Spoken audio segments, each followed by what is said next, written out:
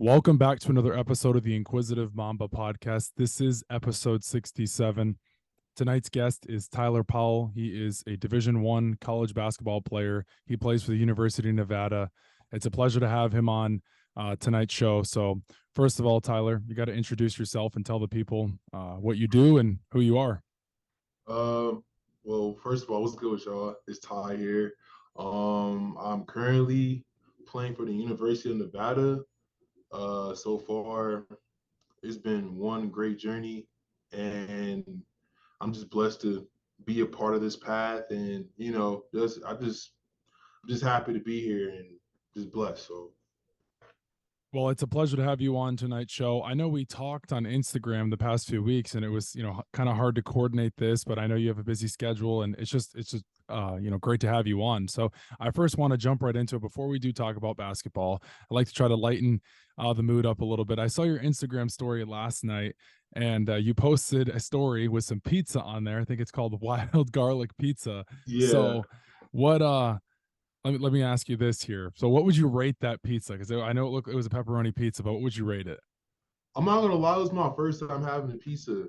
Uh, I'm not gonna lie, I rated like a cool 9 out of 10. It was Wow. really good, really good, like really good for the first time. The people there, I said what's up to them. They knew that I played for Nevada, so I went there in person, and it was really good. It was really good. So safe to say you'll be back for sure. Oh yeah, for sure. I'm going there like probably like almost like every week. I'm a big pizza connoisseur, man. Yeah, Yeah. that's awesome. So I do want to talk about basketball with you. You're at the University of Nevada, but you didn't start at the University of Nevada, and that's not where your basketball career started. So I Mhm. did some research on you. You started in high school. You went to Ribbit Academy, which is here based in Los Angeles, which is a huge basketball market. So talk about your time at Ribbit Academy, what that was like, kind of, maybe some ups and downs, growing pains. So take it away. Um, so obviously, I started at Revere Academy, and it was a team full of like me and my AU teammates and my AU coach. His name is Pookie Wigington, and one of the guys that go here, his name is Leland Wigington. They call him Snooky. He went to high school with me, along with other people like Barrington and a lot of good guys. And I actually transferred to Rebay my sophomore year, and we all got together and we instantly just meshed, and we instantly knew what the goal was. We instantly knew, we just knew what the memo was when we first got to the school. And from there, like, we kept grinding. There was ups and downs along the way, but eventually, like, you know we just trusted each other, and we just had a lot of success. And I'm just glad to see all my teammates now. They're starting to show more. They're starting to. They're becoming more successful on the court and off the court. So that's all I can ask for real, for real. Yeah, most definitely. So a name you're very familiar with, Coach uh, Reggie Howard, right? That's right. Yeah. So yeah, so Reggie Howard. So what was it like playing for a coach like him? Because Ribbit Academy is a very prominent school here in Los Angeles. So what was it like playing for Coach Reggie Howard? I feel like playing with Coach Reggie. He's very understanding with his players. He has that connection when, like, let's say something happens in practice or something happens in the game. He's in those type of situations all the time, and he knows when, like, when stuff gets hot, stuff gets heavy on us during the game. He's able to, like, guide us and be like, yo, it's okay, you got this. Like, our relationship is like very strong. I still keep in contact with him every single day. That's like, he's like one of the biggest influences in my life. So I'm happy that he was there and guided me throughout all my throughout high school.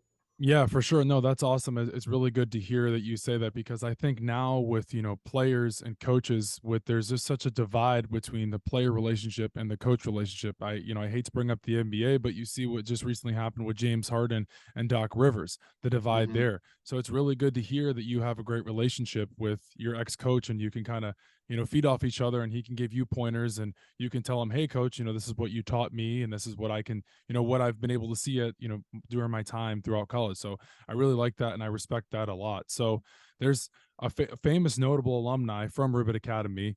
You're familiar with this name, Tyler Dorsey, who played for the University of Oregon. He's now overseas. He's playing for, I can't pronounce the team's name, but they are a team in Turkey, excuse me. So I can't pronounce the name, but you're familiar Mhm. with this player, Tyler Dorsey. Have you been around Tyler Dorsey? Did he ever come to the high school? Did he ever come to any of your guys' workouts or anything like that? I have not. I have not. But a lot of the headmaster, he used to talk about Tyler Dorsey all the time. So Yeah. yeah.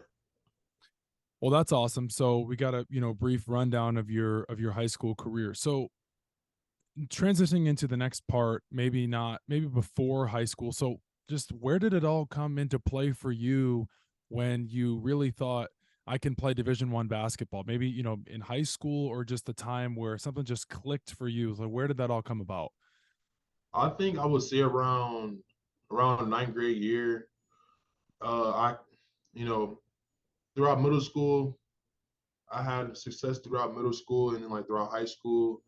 My freshman year, I think that's when I found out like I could actually do this. I was playing a lot. I was playing with a lot of good guys. At the previous high school I had went to before Rebay, Hmm. and uh, I feel like throughout my first year there, I learned a lot, and everything just came so simple to me because I just listened and I just took heed of like all the coaches that's like been coaching me throughout like my basketball journey. So that's when I felt like comfortable and I felt confident that I can, make it to the highest level possible. Yeah, so I know when we introduced you on the show, we didn't talk exactly about, University of Nevada, but before you went to University of Nevada, you played at Seton Hall. Mm-hmm. So, what was that experience like for you? Because I know you did transfer. So, what was that experience like playing, in the Big East up there for Seton Hall, and then coming back to the West Coast? Playing in the Big East and going out to Jersey and everything was very different for me. But I was willing to like adapt to those differences. It was most definitely a challenge, but I feel like God puts us through challenges and tribulations, to make us strong. So Yeah, throughout my year there, it was a lot of challenges I had to face. A lot of freshmen had to face. of Due course. to like playing time and uh, you know physicality, the speed of the game. Like it was hard. Like it's hard. Like it was never easy, but I just never gave up. I always just believed in God and my family, and ultimately, like God led me here, and right now I'm happy and Yeah. just gotta keep grinding.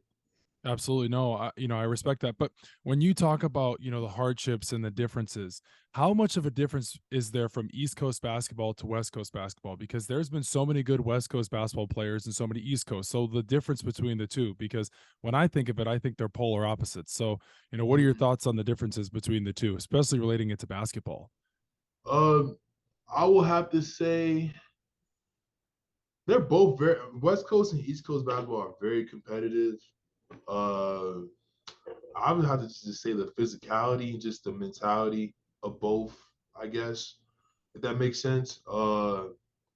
In the East Coast, it was a lot of just hard hat dudes, and you like every night you have to battle. Same with the West Coast, but it's like you feel the difference for sure. Like you really do feel the difference. It's bigger guards, and it's like 6'6", 220 guards you have to face every night in the East Coast, and then in the West Coast you have like the same thing. It's just different mentalities for real, for real. Yeah, and I think that, ties into basketball as well. I just think the two coasts are just extremely different. And maybe it's very, obvious to say that, but just, eye testing it and watching both East Coast and West Coast basketball, the style of their play is just Mm-hmm. completely different. Way different. I think East Coast is a much slower paced game. I think they play a lot more defense. I think West Coast is they get out in transition, they run and gun. More I just fast pace, yeah. yeah, I Mm-hmm. think you notice that with the Pac-12, and I think that's a major difference, and that's why, like you said, it was an adjustment for you to go to the East Coast because you're not used to playing on the East Coast. You're used to playing on the West Coast. So, Mm-hmm. question for you is why did you choose Seton Hall? I chose Seton Hall. Obviously, I did. I had a really good relationship with the coach that was there, and all the coaching staff and the players. Um, but mainly, I really want to just see the difference and just move to like a different part of the world and like venture out and just create my own legacy on the different side of the coast. Make make connections off the court and just really expand my name on a different coast. And I felt like going to Seton Hall was gonna like do that for me. And yeah, I think that was the reason why I chose Seton Hall. Yeah. So, what was your most memorable experience at Seton Hall? My most memorable experience at Seton Hall, I would say when we beat Rutgers or when we beat Michigan. It was a revenge tour. We beat Michigan. That was really like that was the greatest moment ever. Really the Yeah, greatest moment ever. Yeah. that's awesome. So, what was the decision to transfer from Seton Hall to Nevada? You said when was the decision? Yeah, what was the decision? What like why did you transfer from Seton Hall to Nevada? Out of just being Nevada, you could have gone to other West Coast schools. Why was it Nevada?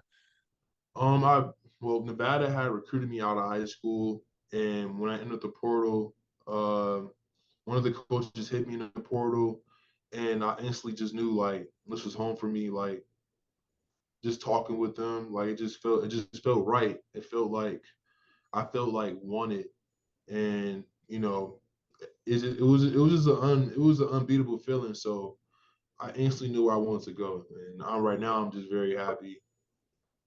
Of course. So when you say that, right, when you say you feel that relationship, kind of goes back to what I was saying earlier, how important that relationship is between the coach and the player. But how important is it really to have that sense of comfortness going to, a school like University of Nevada, even though you're from the West Coast, and just having that sense of comfortness? How important that is that for players? Because I've seen in so many cases where there's been so many talented players that haven't worked out with coaches and college programs because they don't want to put the time in, they don't want to put the effort in. So, like, how important is that really for players to have that sense of player development with coaches? I feel like you just said, it all starts with just working hard in the gym, obviously, and then just producing. And then secondly, it's just your goals have to align with the coaches with the coaches' goals. And I feel like once you see that, and once you like, once you take heed of what the coaches' goals are, you just gotta apply it every day. And honestly, like when you how do I put this? Hmm. It's like it's just chemistry, really. Yeah. Like it's really just chemistry. It's like I feel like with coaches, like if you can't talk to a coach like just about anything, just like outside the court, just like on the court, like I feel like it's gonna be a little shaky throughout the game, and like just the trust and like everything is not gonna be right there. But I feel Yeah. like that's really the difference for real, for real. Like I, that's just I'm so I'm so glad you brought that up because I just think now with high school, college, NBA. I mean, one, the NIL is so tough for players to get that development and that chemistry, like you said, because guys are bouncing around, they're leaving so much. And I get it, you got to do mm-hmm. what's best for you because there was a time where you weren't able to get paid, and now you are, and you get endorsements and you get all these sponsorships. So I completely understand that, but it's so tough now with these players to be there all 4 years because now they just, I mean, it's been a one and done has been around for the beginning of time, but now more Mm-hmm. than ever, you may leave the school because your buddy is at the other school that you're playing with that you played in high school and you want to play with him and you get the opportunity now, whereas before you didn't. You made Mm-hmm. it. So I just think that's another big thing as well, and I'm glad you brought that up, and I think they both kind of tie into one another. That's like the Yeah. the opposite side. It's so hard for these players now to develop these relationship with these coaches because one, they don't want to put the time in, and two, their eyes are set on something else. They're not focused on. That's why it's hard to get the 4 year players anymore. And I respect the guys that put the time in and the effort in. Yeah, and to So add on to that, like I feel like you just said, like the transfer portal, it's a blessing and it's a curse at the same time. Like you said, NIL, like they see NIL money going up at one school and they want to transfer right away. Like yep, or vice versa. It could be like a coach doesn't like let's say they have a bad year or something like that, they instantly want to transfer instead of like, grinding it out. I feel like throughout college you learn things every year. Like you're never gonna stop learning. Like you're gonna always continue to learn. You know, always continue to go through ups and downs, but it's all part of the process. And once you stick with the program and once you build that relationship with the coach throughout the years you're there, you're gonna feel more comfortable with the coach. So I think that's what ties. I think that what ties in as well, in Yeah, my point of view. and I'm like I said, I'm really glad you say that because now with college and the NBA, it's so hard to get these 4 year guys that stay there. I mean, Mm-hmm. it's an anomaly now. It's so rare, and those guys are respected heavily amongst the program. When they get to the NBA, they're respected, and it's funny they're more experienced than the guy who just came there for a year. And yeah, he's much better and stuff, but he doesn't want to be there. He's not going to be developed like Mm-hmm. like let's just take somebody on the West Coast for example, a name very very well, Bronny James, right? So he's going to be at Mm-hmm. USC this year. He's going to be there for a year and he's going to leave. Yeah, of course he's there for NIL and he's going to be focused on getting to the NBA 100%. But he's not Mm-hmm. really there to be around the other. He's not. How are we going to be able to develop a guy at a year like that? Yeah. It's so tough to. That's why those guys I feel like are exceptions. That's Yeah. how I've always seen it. So Mm-hmm. not to get off track here, but what is one aspect of your game where you want to improve on, or something where you could see you could take yourself to the next level if man I really work on this, or if I really put the time and the effort in? I would say I would say reading. I feel like reading is just like so crucial when it comes to like just hooping, and especially in the college level.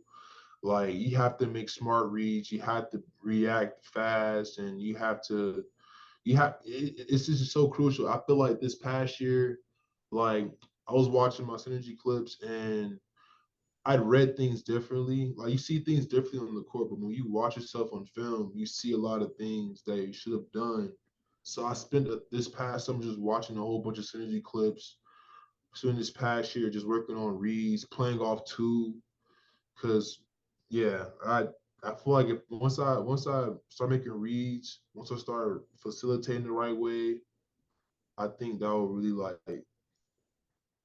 uplift my game for sure.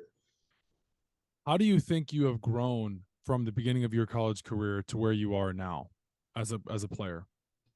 I would just say confidence. Like first year, like I'm not gonna lie, my confidence is really shaken up. Due to the fact like uh, it was just a different game changer for me. Like college basketball, shit like transitioning from high school to college basketball is just it's way different. It's way different. It's like everyone's good. Yeah. Everyone's good. Everyone's good at something. So I feel like just me being confident was really like a big factor for me. Just believing in myself and just believing in what I do, what I can do is just really one of the biggest factors for me. Yeah, most definitely. So what was it like growing up in LA, around this area here, being one of the biggest markets in basketball, being one of the biggest, markets just in general in the world, let alone the United States? So what was it like growing up here in Los Angeles for the city that it is with so many people?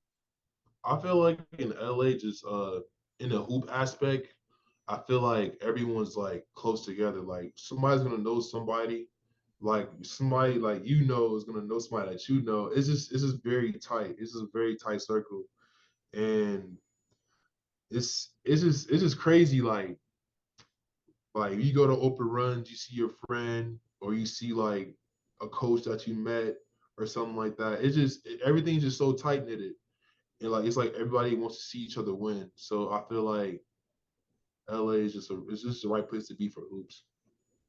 Yeah. So when you were on the East Coast, did you get that sense of that, family sense, or everyone knows each other kind of type thing, how you were saying about the West Coast and LA, or just they're not alike at all in that aspect? No, for sure, for sure, for sure, for sure. Like I made a lot of connections in high school, going to like camps and stuff like that. And people in Jersey, like they're so tight knitted out there as well. And once I went out there, they had open arms for me. So to all the people in Jersey, if you're watching this, I appreciate y'all so much. Y'all are literally the coolest people ever.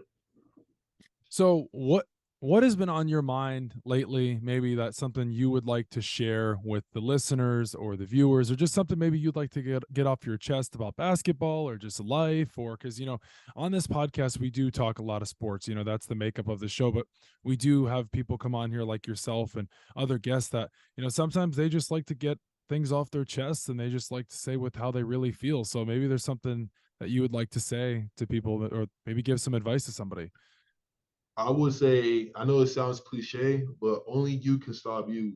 And it took me a minute to realize that, but it really is true. Like only you can stop you. And as long as you have confidence in whatever you're doing, like you're gonna surpass. Like you're gonna prosper for sure. Like don't it doesn't matter how many times you fall down, no matter how many times you go through all these bumps in your life. Like I promise you, it's gonna get better. Like I promise you.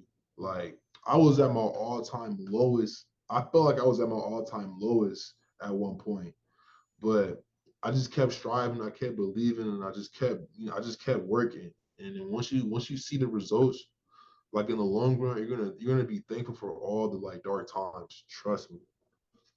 That's amazing right there. So maybe on a lighter note here, I really like that a lot. But going to the NBA, do you watch the NBA at all? Are you one of those guys A that watch the lot. the NBA a Yeah. lot? Yeah, because some guys don't. I mean, there's guys that don't watch the NBA, and I know that there's so many televised games now. But who's your favorite current NBA player to watch? Maybe somebody you try to model your game after, or somebody you really like to just watch on a nightly basis.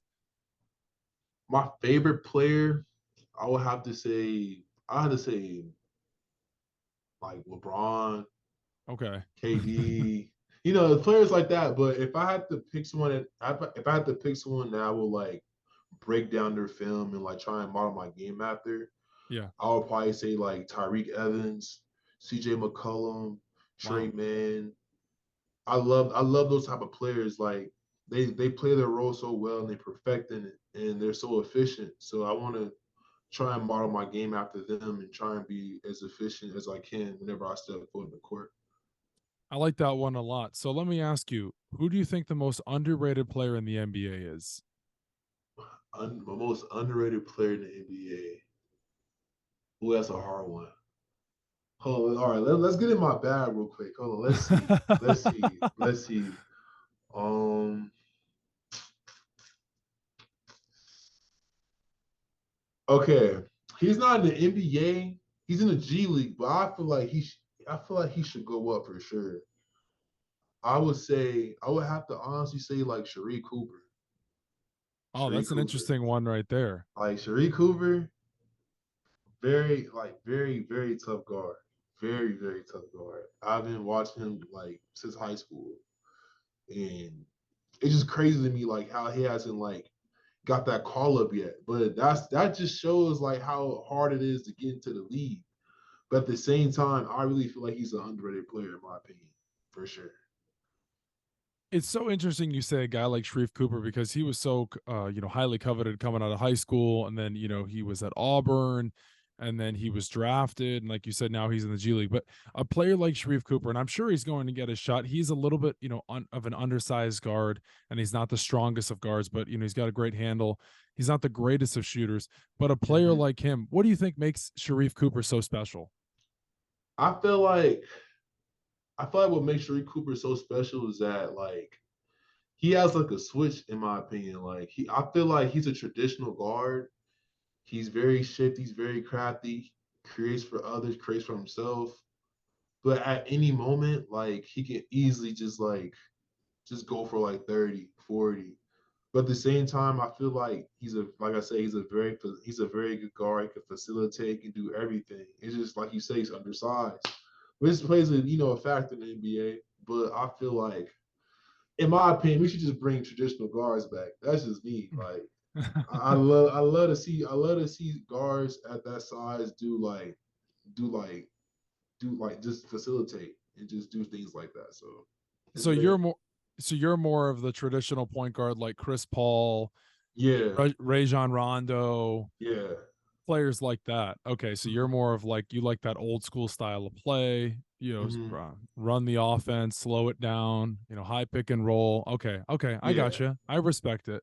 So, what do you think of the current NBA with the way it's going now? The NBA now, I feel like it's shifting to this European style of basketball. You're getting a lot of bigger style players, and a lot of these players are coming over from Europe, and they're putting their imprint on the NBA. I mean, the last five MVP winners have all been from Europe: Giannis, Yup. Embiid, Jokic. So, what do you think of the NBA the way it's going, especially with Victor Wembanyama just being drafted as number one? I'm not gonna lie, it's very, very entertaining, and I love to see like I love to see like these big guards, like Yeah, do things that a traditional guard would do. But it's just so entertaining. And it's so like it just I don't know. It's just it's just the NBA is just changing like so drastically, but in a good way, in my opinion. So like you can see players like you said, Wemby, and you got players like KD. Like you got 7 feet guards now. Like Laurie just Markkinen, Laurie marketing. Like this is crazy. Like Porzingis. I mean, he was the mold 6, 7 years ago, and he's kept. I mean, I don't want to say he's similar to Wemby, but in a way he is. He's not as skilled as Wemby. I mean, mm-hmm, Porzingis has been in the NBA and he's proved himself. He just can't stay healthy. But a player like Porzingis, look at the Celtics just traded for Porzingis to kind of implement that big man type role, and he can spread mm-hmm, the floor. And look at what the NBA, like the NBA is going now. So mm-hmm. it's becoming, like you said, a big guards league. The little undersized guys are having a tough time. Yeah. Like you And really have to. I feel like you really have yeah, to separate yourself if you're a small guard. Like it's really yeah. like challenging. Well, yeah, But because you got fours and fives running the floor. I mean, look at yeah. Bam. Look at Bam Adebayo. I mean, Jokic is an anomaly. Him and Embiid really don't count in my book. They're kind of just like one and two. Like you can just set them off to the side. But everybody Mm-hmm. else, I mean, the way the NBA is going is just big men are running the floor. They're running the offense. It's I don't remember the last time I ever saw that. I've only been alive for 24 years. I haven't seen that ever in my lifetime. Mm-hmm. It's just really positionless basketball at this point. Like Yeah, it's crazy. But at the same time, it's exciting. I love the evolution of the game and like where it's going. So I do too. I like the way. I mean, there's just so many different aspects to the NBA now. With you got Wemby, you got the Thompson twins. They're coming into the league now. mm-hmm. Chet Holmgren didn't play last year, so there's so much young talent. There's one guy that I think that's really. I mean, I think he's already put the NBA on notice. Anthony Edwards is going to take Mm-hmm. that next leap next year. I I've been can't talking. wait. I Yeah, can't wait. yeah, I've been talking to some friends, and I think Anthony Edwards is better than Jalen Brown. I think he has the potential Mm-hmm. to be better than him. If he's not better than him at this exact moment, I think he's very, very close. No, he's very, very close. Like his ceiling is so high. Like, Yeah, and he's still like the thing, like you said, he's still young. So like, it's only this is crazy. I can't wait till next year for sure. Like, I can't wait. I'm gonna be tuning in all the games, yep. ESPN app, notifications on, like everything. Like, I can't wait. Like, I'm interested to see what the Lakers do if they run it back with this core this offseason. I know they just waived Mo Bamba and they're not picking up Malik Beasley's option, but I'm really interested to see what they do. Looks like they're going to pay Rui Hachimura and Austin Reeves. They made the Western Conference Finals this past mm-hmm, season. The Nuggets, if they can retain Bruce Brown on the tax player money line exemption there, excuse me. So it's going to be interesting to see. Tomorrow, it's like a national holiday in a way. It's Friday. July yeah, 1st is when it officially starts, but the players can start talking to teams. You just had yeah. Chris Paul go to the Warriors. What did you think of that? That was so weird. Oh, I hate that. I know it don't fit right to me. That's what I'm saying. I literally years ago, I literally just seen CP3 and and Curry just play Right? each other, and now they're Yeah. playing with each other. Like this is crazy. Like, but at the same time, I want CP3 to get a wing so bad. Like the CP3 slander gotta stop, bro. like look, I know he's old and everything, but if he get one ring, bro, I look, man, I'll be so happy. I'm I'm not sure if you saw what Slam magazine did yesterday with their top point guard list of all time. They put John Moran ahead of Rajon Rondo. I did see that. And that's kind of crazy. What? What has Ja done to prove himself compared to Rondo, who's got 2 rings and is a Hall of Famer? I don't even know, but it's What? crazy that you mentioned that because one of my teammates, we just had to talk about this earlier, and he said he mentioned a good point, but at the same time, I still think Rajon Rondo is better. He said that Rajon had good teammates around him, which made him a good facilitating guard. And John Morant, in John Morant's aspect, it's like he's on the team, he's more dominant, he's more ball dominant. He's very athletic, things like that. So like I can see where he's going to, but at the same time I don't, because I I think mean, John I, Morant compared to Rajon Rondo, who's one of the greatest point guards in NBA history. I'm not saying he's top 5 or top 10, but he's definitely top 15. he's definitely top He is 15 he has 2 rings, and people don't realize how important he was to that Lakers team in the bubble. in Casey, the. yeah, KCP just had KCP. JJ Redick just had KCP on his podcast, The Old Man of the Three, and I listened to it earlier today. And KCP was saying how important Rondo was to that team and how important Rondo was to helping KCP become a leader for the NBA for the Nuggets team who just won the championship. So it's like, I mean, Rondo is so highly respected, man. I mean, anyone who Mhm. that's that's just an outlandish take. That's one of those like little kids in their bedroom on Twitter, and controversy gets stirred up because about Rondo and John Moran. It's not going to be the first, and it's not the first, and it's not going to be the last. That's going to continue to happen. It's the I way it feel is. like I feel like kids or like people nowadays, because like we have social media now, and social media is Yeah, like a very big. So it's becoming bigger and bigger every day. yeah, I feel like people watch only the highlights and not the full game film, which is yeah. like I feel like that's what's killing. I feel like that's what's killing like it's what's low key killing basketball now, in my opinion. Like people rely solely on mistapes instead of watching the whole game. Like, Yeah, no, I'm so glad you said that because going back to, listen, I was listening to the Old Man at Three with JJ Redick, and he was saying guys just look at the box score. They don't actually watch the game. I mean, exactly. they look at, oh, he had 20 and 10. It's like, but did you see what he did on the defensive side of the floor? Did you see Hmm. what his presence brought to the game? Like Hmm. it drives me crazy. Guys are so stats oriented, and that's the biggest problem with sports now is everyone just goes back to the stats. It's like, oh, well, he had 30 points and but he didn't do this and that. It's like there's a lot more to it than just that. People that Literally. actually play basketball and actually understand the game. And I hate having to say this because it just sounds like I sound like a broken record because I've said this before.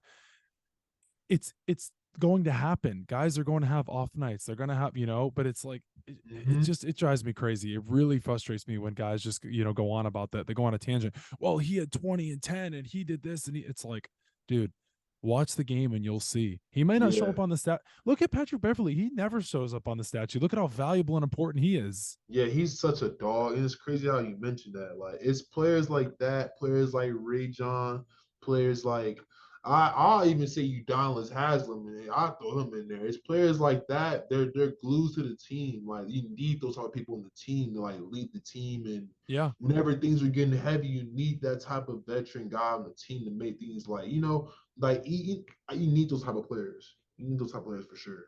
Here's a good guy for you. Josh Hart, Hmm. Villanova guy, a dog, offensive and defensive, scrappy player, will do, anything he can to win. He's just just the type of player he is.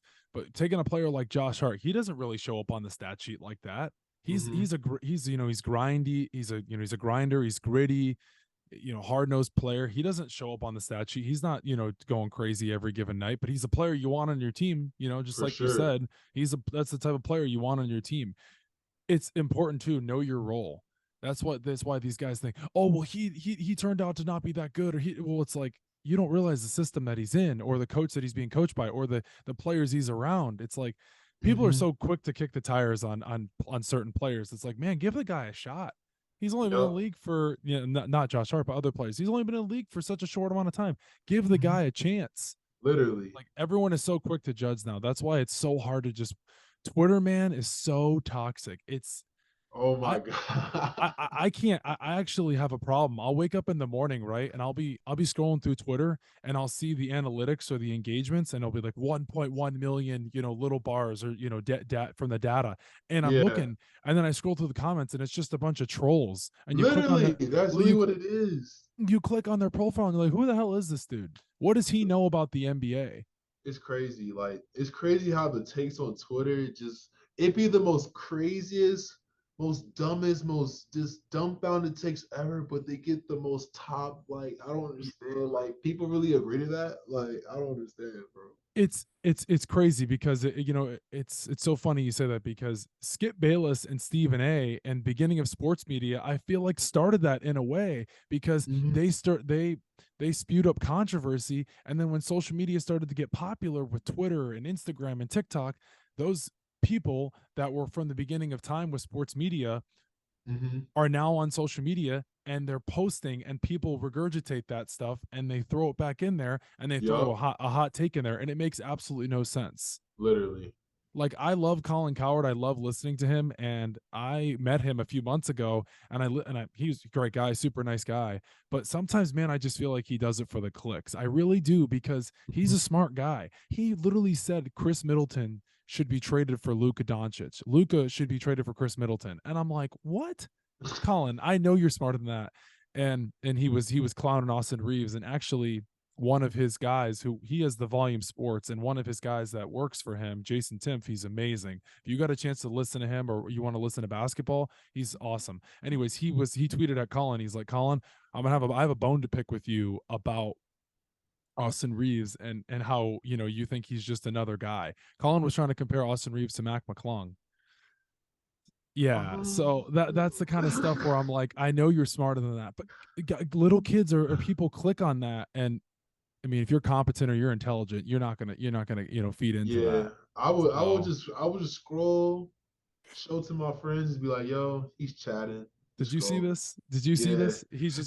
He's talking out of his rear. No, but this is a good one here for you. I think you might laugh at this one. So, right, so those analysts and those sports media guys, they're looking for clicks, right? Mhm. It's almost like they're looking to meet their quota for the month. It kind of relates to when a cop pulls you over and they need to get their speeding ticket. Yeah, They need to get their quota for the month. It's exactly how they tie into each other. that's It's literally like facts. it's like That's literally you facts. don't need to say that. You need your clicks for the quota. The cop needs to pull you over for the quota. They don't actually have to pull you over. I was going 5 over, officer, sorry. And they fess up and they go, yeah, I had to do this because I had to meet my quota. It's like they just tie into each other. Yeah, And yeah. so enough of the NBA. I can't wait for the NBA season to start. G League is starting here really soon. I'm hoping to see some action of Wemby. That'll Hmm. be fun there. Maybe the Thompson twins. Maybe Grady Dick. He's been kind of a troll in Toronto already, Yeah, which is pretty funny. You get hey, he's a marketing genius. So many people were roasting him about his draft day fit. yeah. One of the ESPN guys was wearing a similar outfit to him to try to clown him. That's smart marketing, man. It Toronto, is. you're trying to get Drake to notice you and see who you are, and he's saying why he was wearing the outfit or the draft day outfit, which it looked ridiculous, but that's a whole nother story. Yeah. Anyways, I wanted to ask you because I recently saw on your Instagram you partnered with Fan Bases. So how did that all come about? Um, I we partnered like a month back, and they texted me in the DM. They were like, "Hey, like they said they were interested in like partnering with me and making my own clothing brand and stuff like that." And not so long ago, we made a group chat. We chopped things up. Um, we got the store running now. We got hoodies and t-shirts and a whole bunch of apparel. And they're really good guys, really good solid guys, really good dudes to really like talk to and everything. So they're very understanding. And we got the store up and running now. So we've been making sales, and I'm just happy. I'm happy that I partnered with them.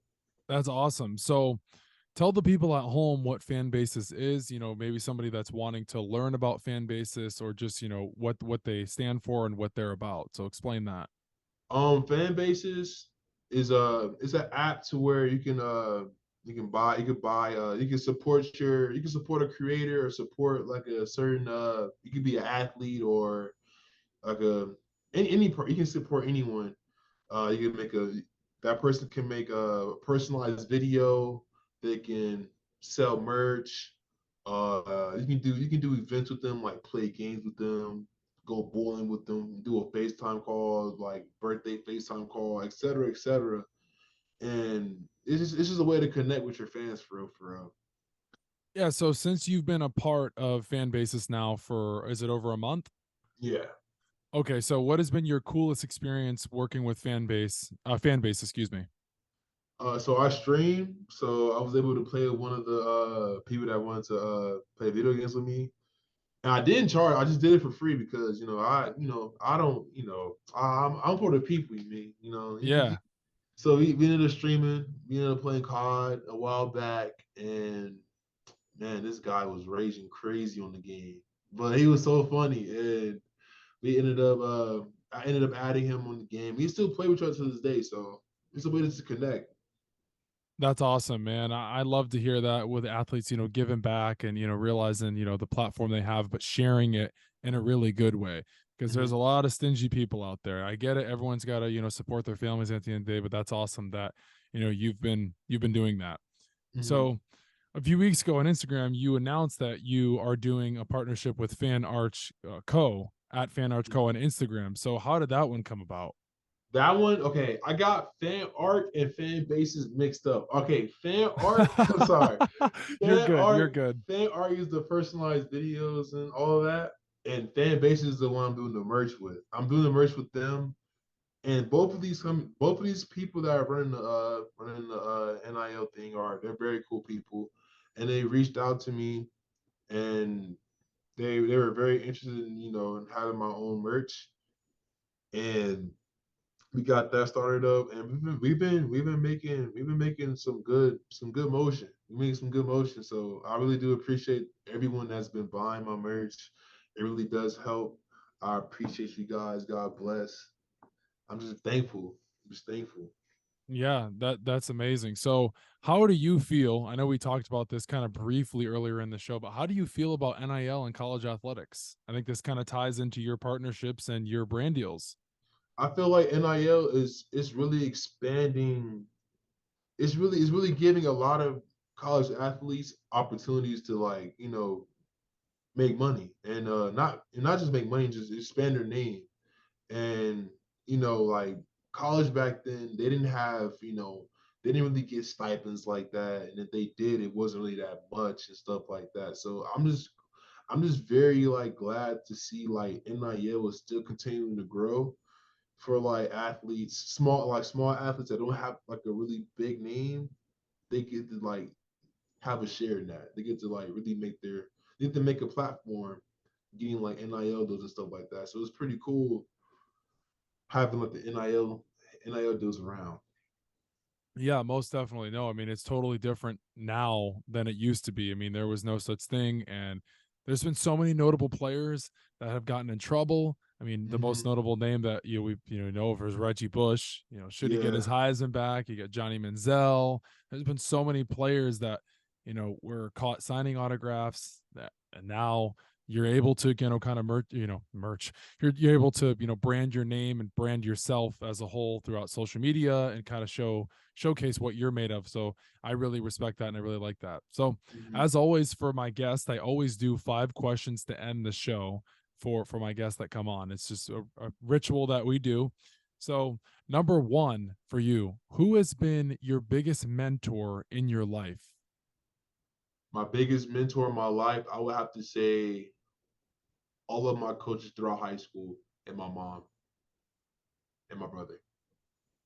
Number two, what is your favorite meal? Favorite meal? Come on, man. Taco Tuesday, man. Taco Tuesday. Taco Tuesday. But it's not really Taco Tuesday if you have it every day. So it's taco every day. You're a big taco guy. Mm-hmm. Okay. Okay. All right. Who is the one person that you admire, dead or alive? Mm. One person I admire, dead or alive. Ooh, I would have to say that's hard. Oh my gosh. Okay. I'll have to say my mom. Wow. Okay. What is what this isn't part of the questions, but since you said your mom, what is one thing about your mom that stands out about her that people don't recognize but you recognize? My mom is just so loving, and outside of that, like she's just very like hardworking. Like she will break her back for like anyone just to like see them happy or to see them succeed or just to help just cuz and like just seeing that it makes me feel good seeing that cuz like I feel like that's why I'm such an open-hearted person and she molded me into that type of person. So whenever like I see somebody, I always give them a smile. Always smile. I'm always open with open arms. So that's how my mom is all the time. I respect that a lot. I like that one. I love my mom just as much as you, and my mom's an amazing person. She has a great work ethic, just like your mom, like you said, breaks her back. She goes above and beyond for people. She always tries to find the good in people, which makes it Mm-hmm. even more special about her. I think I get some of my traits from her. We like to tell people the way it is. Yeah, Sometimes, we're not afraid. We don't back down. We're from the East Coast, but we don't back down. And I think that's super. It's important. In a way, you got to stand your ground. for But sure. number 5, who is your celebrity crush? You see, all right, this is all right. This is gonna be sad, but I'm gonna just say, look, it All used to right. be Zendaya, but Tom Holland, bro, Tom Holland. If you're watching this, if you end up watching this, you took my girl, bro, and I'm not happy. So we will have to box one day. But Oh man, that's funny. right now, I would have to say Ruby Rose, like Ruby Rose. I love Ruby Rose. So Okay. Ruby Rose is so fire, man. Oh. All right. So now that we finished the questions, I know we did say earlier that if there's anything else you would like to say, but if there is one more thing you would like to get off your chest, now's the time. The floor is yours before we wrap up. Uh, Keep faith in God and be happy and be fruitful. Amen. Wow. I really like that one a lot. That's amazing right there. Yeah, no. Do that's awesome. I think man, I don't know. That's a good one. That's a good way to end the show right there. You kind of stumped me, you kind of paused me. So as always, guys, thank you so much for tuning in. We just hit 1,100 plays all time. It was a pleasure to have Tyler Powell on the show. He's a University of Nevada Division I college basketball athlete. Don't sleep on him. He's going to continue to stay motivated. He didn't say he lives by the Mamba mentality, but he's from LA, and I had to throw that out there, so I know he does. That's the way of life, and I think the Mamba mentality is so important for people. I think living through Kobe in a way is amazing. I wake up every day doing that. I love it. And even if you're not a big basketball fan, you can take your knowledge from Kobe, from just his off the court sense, just how much he cared about the game of basketball, just how much he cared about people in general. And living in LA now, really, I just see how important Kobe is to just the game of basketball, but to the city of Los Angeles. And you're from LA, so you understand that. But man, the Mamba mentality is just something special. And if you don't know what it is, go look it up. This For podcast is sure. called the Inquisitive Mamba Podcast. We found out why last week from my high school basketball coach, and I think that really, opened my eyes and thinking that, like you said, God has a purpose for everybody. I don't like to get all religious on people on the podcast and churchy and stuff, but when you get those first full circle moments and those moments in your life that you don't get back, I think that's what really can go that makes the world go round, one day at a time. So as always, For guys, thanks sure. for tuning in. I don't mean to get a little all spiritual on you guys and all but as always, guys, thank you so much for tuning in. Like I said, we just hit 1,100 plays. The Instagram is the Inquisitive Mamba Podcast, on Spotify the Inquisitive Mamba Podcast, on Apple Podcasts as well, YouTube the Inquisitive Mamba Podcast. it's just a pleasure to be able to record week in and week out for you guys. The more traction we get, the more, I love to share knowledge. I love to have athletes on the show like Tyler himself, opening up. It's not easy for athletes to come on the show and open up because like we said earlier, there's a lot of egotistical people out there that don't really want to share their story. But I think players opening up and sharing their life of the game, the NIL, their personal life. You don't have to share everything with me. I don't care that what you had for cereal, but I just love hearing your side of the game. So it was just great to have you on the show, man. And before we do end, you got to plug all your stuff and let people know who you are. Like you said, my name is Tyler Powell. If you guys want to follow me on Instagram, it's at Ty Uno. It's TYYUNO_. It's the same thing as my Twitter. And hey, if you guys ever want to talk or ever wanted to speak or just ever want to just talk about anything or play video games, just let me know. My DMs are open. So Yeah, man, that's amazing. So, guys, as always, thank you so much for tuning in. We'll see you next week. Stay tuned for next week's guest.